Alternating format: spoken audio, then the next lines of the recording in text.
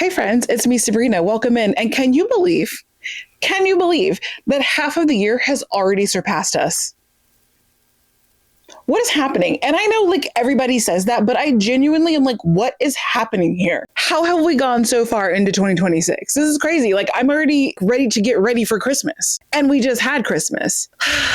Anyway, I know that's not like a brand new sentiment. I know that everybody feels that way at all times, but I just wanted to add my 2 cents to the pile of complaints about how fast the year is passing us. With that said, let's do a little mid-year check-in with the mid-year freakout tag, I believe it's called. It's just a really good way to kind of reflect on what has happened so far. And so I just realized you can see my little thing about how many books I've already read this year, and it's wrong. I haven't updated it. And unfortunately, the dice that I need to update it right now is way up at the top. It currently says 73, if you can read that from here, but it should say 75. I have completed 75 books at the halfway point of the year.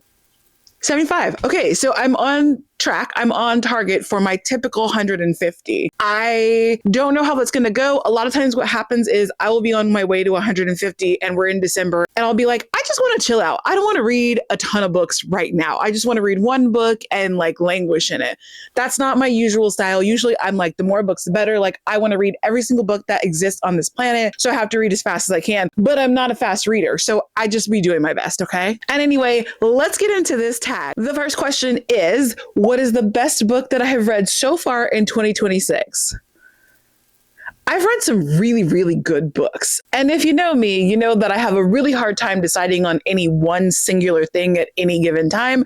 I like my options. So I have two to present to you. And they're both for the same reason. The first is Atmosphere by Ms. Taylor Jenkins Reid. Now, this is the book that pushed me over the top into having her be one of my auto-buy authors. TJR does her thing in every single book that I've read so far, but this book right here, I was sobbing like you have never seen sobbing before. I mean, I was like struggling to catch my breath reading the end of this book. My husband thought there was something the matter with me. And so like for that to have happened from reading a freaking book is just something unexplainable. And so for that reason, I'm going to go with Atmosphere as one of my top two. My other one, I don't physically own yet, but it is The Emperor of Gladness by Ocean Vuong. Oh my God. Similarly, I finished that book and tears. There were just tears everywhere. Now, they weren't the violent sobbing type of tears, but they were tears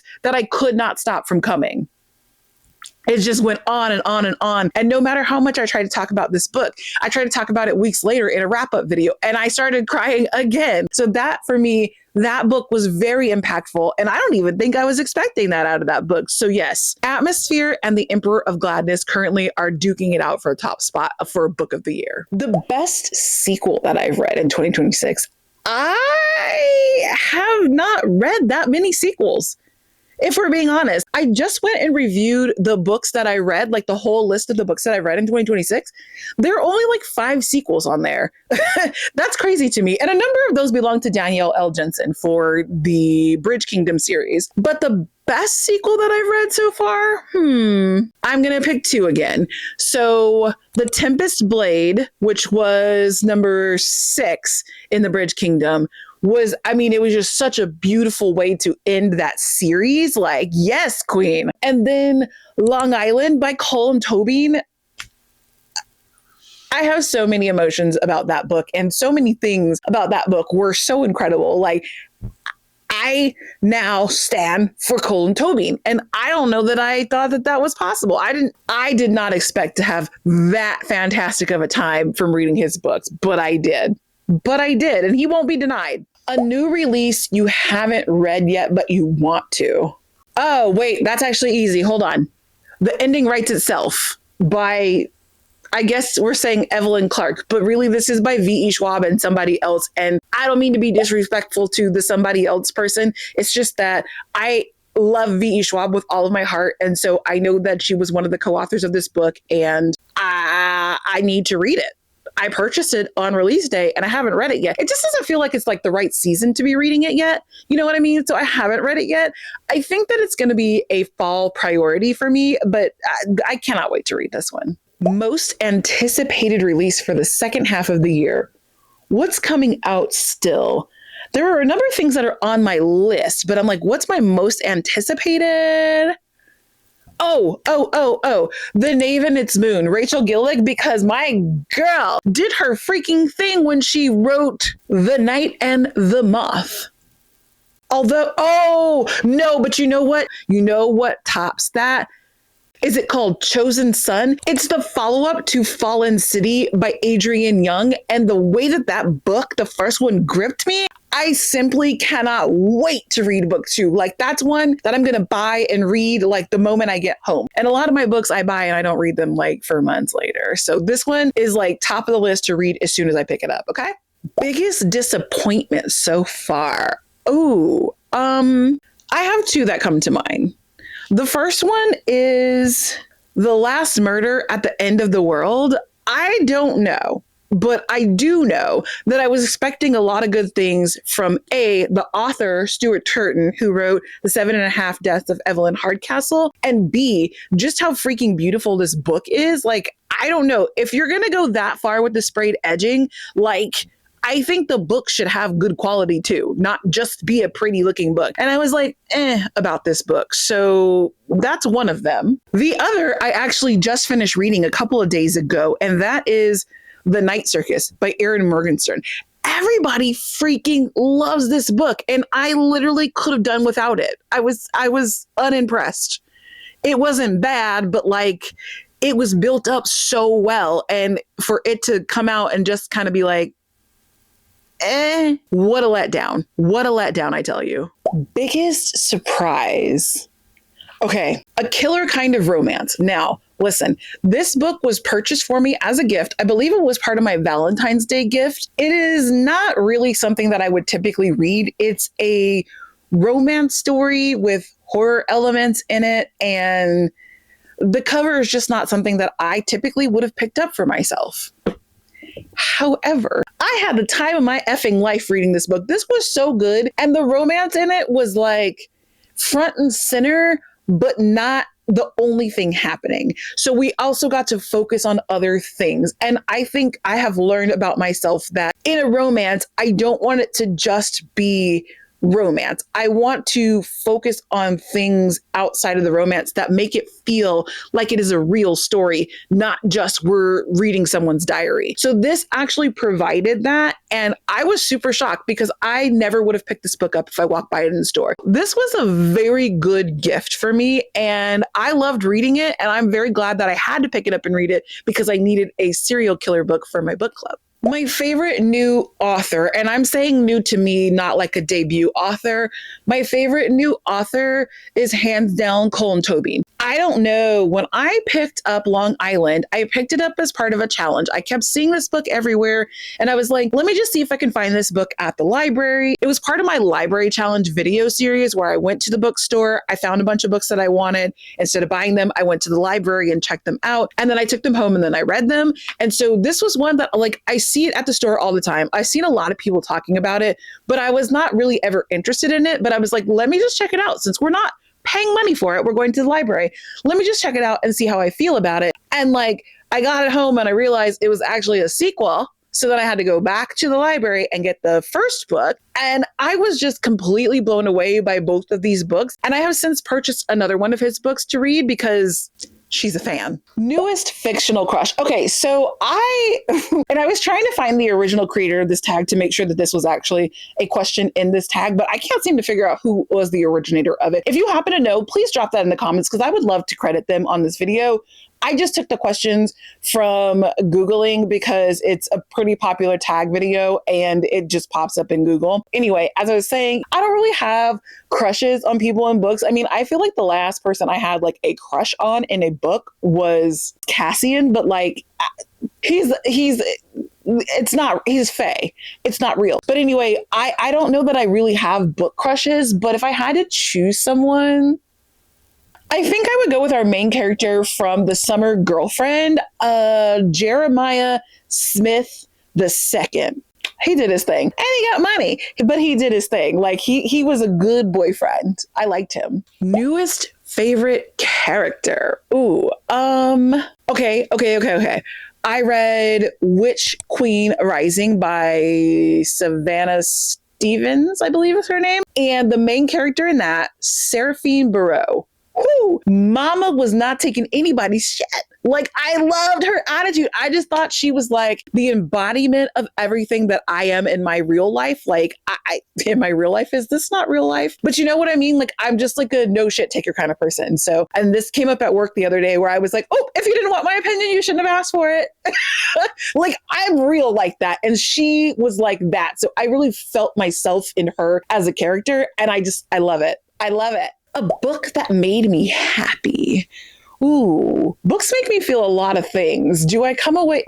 I'm trying to think of a book that was like happy, happy, happy, happy, happy, as opposed to, oh, I liked it or I had a warm, cozy feeling, like true happy. Oh, you know what I'm going to go with for this? So Scarlet Yearnings Beyond First Glance. This was a book about love in all kinds of shapes and forms and capacities, and just being immersed in love like that for a whole book of short stories was so good. And yeah, I did come away from this happy. And I feel like I have talked about this book so many times, but you guys do not understand how much this book like awakened me to the fact that A, I could enjoy short stories, which I was never a short story book girl. I could enjoy these. I just have to find the ones that I like. And B, it was just kind of being shown love in so many different ways in one book that was impactful. So like by the time I got to the end of it, I was nothing but happy. Like that was the only thing I felt was happy. It was such a good read. So I swear I'm going to stop talking about this book one day soon. Y'all are probably tired of hearing about it, but it was good. It was that good and it's so worth a read. So I guess I'm just going to keep talking about it if we're being honest. A book that made me cry. Let's just talk about all of them because I remember every single one of them because I mean, it made me cry, right? So like that means it was very impactful for me. The first one is When the Tides Held the Moon. Now this one didn't make me sob like a little baby, but I did cry. Like it was emotional. It was this love story for the ages. It was pretty epic and I had tears. I did have tears for this one. This one was like book of the month back. It was January or February, whichever month it was book of the month. Oh man, this was so good. Okay. So When the Tides Held the Moon, Vanessa Vita Kelly. We already talked about it, but I'm going to bring it back around again. And that is Atmosphere by Taylor Jenkins Reid. Cried my heart out, could not catch my breath. I was bawling. Like this was an impact. And I mean, the very last page, I was gripping the book. I think it's tear stained, but Atmosphere. If you have not read this yet, go pick it up and read it immediately. What are you waiting for? And the last two I don't physically own. So that would be The Infinite Sadness of Small Appliances.